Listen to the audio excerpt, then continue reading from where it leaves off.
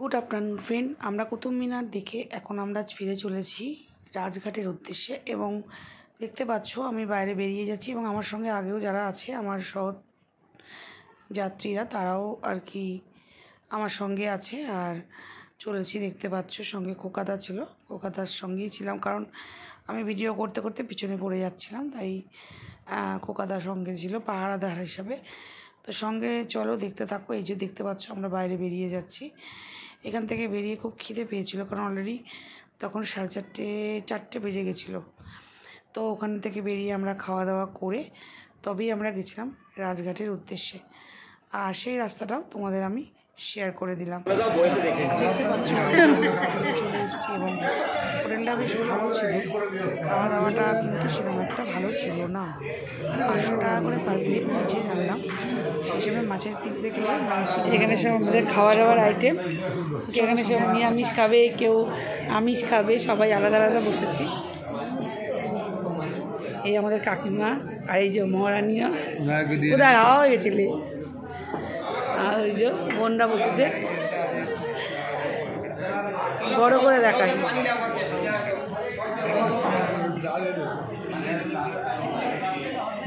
এবার নিজেকে দেখায়। এখানে আমার আর এখানেও রয়েছে দেবাশিসদা। দেবাশিসদা হচ্ছে এখানকার, এই যে দেবাশিসদা আর হচ্ছে আমাদের সঙ্গে।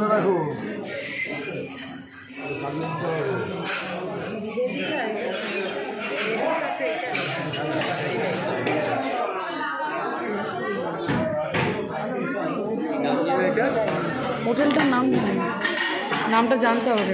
সবাই নিয়ে যাবো না, আবার আসা হ্যাঁ আবার যাবো, আবার যাবো, আসবা।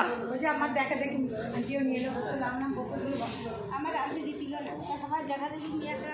ভালো করেছো, বোতলটা লাগবে আমাদের রুমে, ওই যে নিলাম কেন আমাদের বড় বোতল। কেননা বোতল জল ভরে ভরে রাখতে এই তো ফেলে আসছে মনে হয়, ফেলে আসছো। না না সবাইকে একটা করে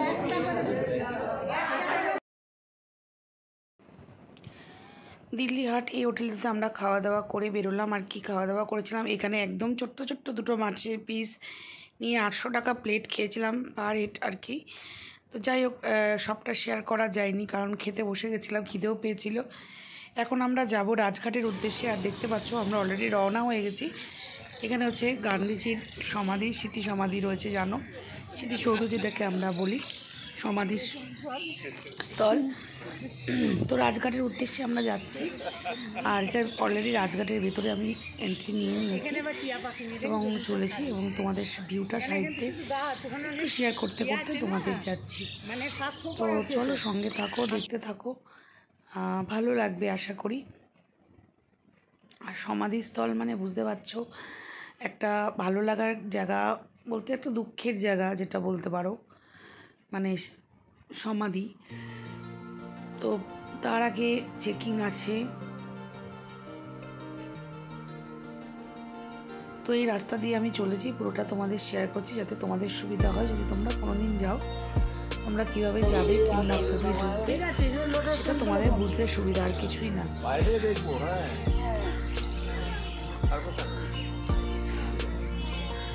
এটা হচ্ছে রাজঘাট, সুন্দর ফুল।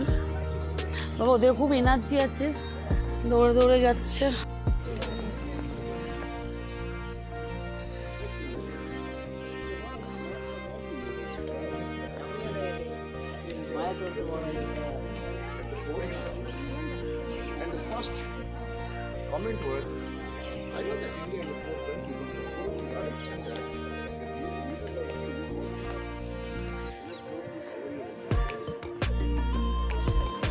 আসলে রাজঘাটে বলার কিছু নেই, জাস্ট দেখা, তো তোমাদের সেটাই শেয়ার করছিলাম।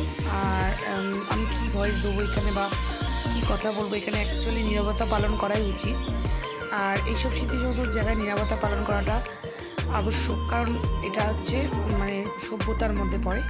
কিছু ইনস্ট্রাকশন, কিছু মানে লেখা আছে, সেগুলো তোমাদের আমি যতটা পেরেছি শেয়ার করেছি। তোমরা পারলে জুম করে পড়ে নিতে পারো। আর সামনেই জুতো রাখার একটা জায়গা আছে, তো সেখানে জুতোটা খুলতে হবে, খুলে নিজেকে খুলে রেখে তারপরে এন্ট্রি করতে হবে। অলরেডি জুতো খুলে আমি প্রবেশ করছি, দেখতেই পাচ্ছ, তোমাদের সেটাও শেয়ার করছি। এরকম একটা ভিতর দিয়ে তোমাদের একটা গেটের ভিতর দিয়ে মানে এরকম একটা সুড়ঙ্গ টাইপ করা আছে বাড়ি, মানে একটা পাথরের দিয়ে ওইভাবে তোমাদের এইভাবে এঁকে বেঁকে আর কি তোমাদের রাজঘাটে মহাত্মা গান্ধীর সৌধের সামনে, স্মৃতিসৌধের সামনে প্রবেশ করতে পারে, যেতে হবে আর কি। এই দেখো সব ছাত্ররা স্টুডেন্ট অনেক জায়গা থেকে এসছে, অনেক জায়গা থেকে ঘুরতে এসছে, সবাইকে দেখালাম। আর এই যে আমি এই রাস্তাটা ধরে যাচ্ছি, দেখতেই পাচ্ছ ওই যে সামনে দেখা যাচ্ছে মহাত্মা গান্ধীর স্মৃতিসৌধ, রাজঘাটে যেটা মেন যে জ্যোতিটা, যে আগুনটা সারাক্ষণ জ্বলে।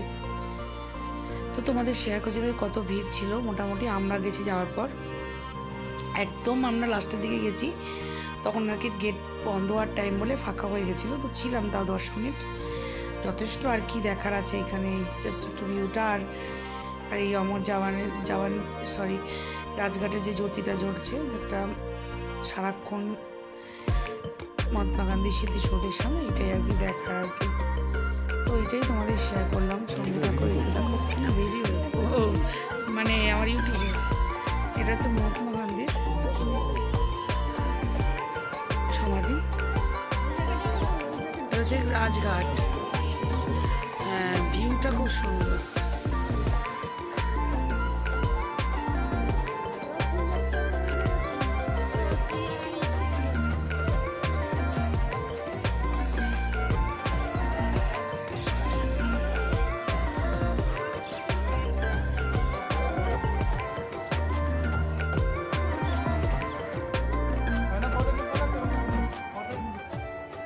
তো স্মৃতিসৌধটা ঘুরে ঘুরে আমি প্রণাম করছিলাম, আর তোমাদের এইভাবেই দেখাতে হয়েছিল কারণ ক্যামেরাটা তখন আমি এইভাবেই ধরেছিলাম।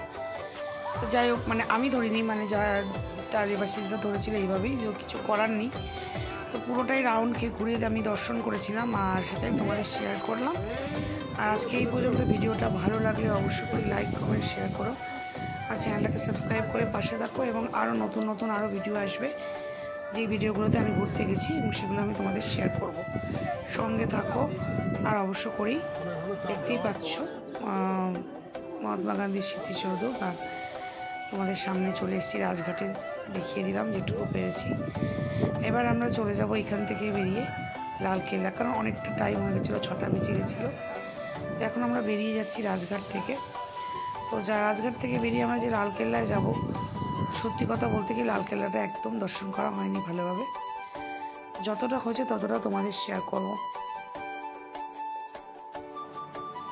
এখানকার ফুচকাটাও তোমাদের শেয়ার করে দিলাম, ফুচকা দেখেই জিভে জল চলে এসেছিলো। আর লালকেল্লার দরজা অলরেডি বন্ধ হয়ে গেছিলো, ঢুকতে পারিনি, তাই বাইরে থেকে আমি একটু রিলস করছিলাম আর একটু ক্যামেরাটা জুম করে তোমাদের দেখিয়েছি। কিন্তু লালকেল্লা আমি আগেও একবার হাজব্যান্ডের সঙ্গে গিয়ে পরে অবশ্যই এসেছি, তোমাদেরকে দুঃখের বিষয় শেয়ার করতে পারলাম না ভেতরটা, কারণ আমি বাইরে থেকেই আমাদের তুলতে হয়েছে। আর যতটা পেরেছি তোমাদের ওই ভিউটা দেখানোর চেষ্টা করেছি। আর দেখো কি সুন্দর গোলাপের 20 টাকা করে থোক কিনেছিলাম, আর সেটা দিয়ে একটা লালকেল্লাকে নিয়ে একটা ছবি ক্যাপচার করলাম। কেমন লাগছে জানাবে, অবশ্য করে সঙ্গে থাকবে, নতুন ভিডিও আরও আসবে। যতটা পেরেছি ঘুরতে ঘুরতে তোমাদের শেয়ার করতে চেষ্টা করেছি এবং চেষ্টা করব।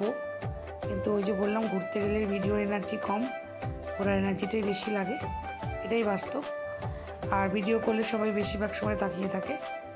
তো আজকে এই পর্যন্ত, ভালো থেকো, সুস্থ থেকো, টাটা।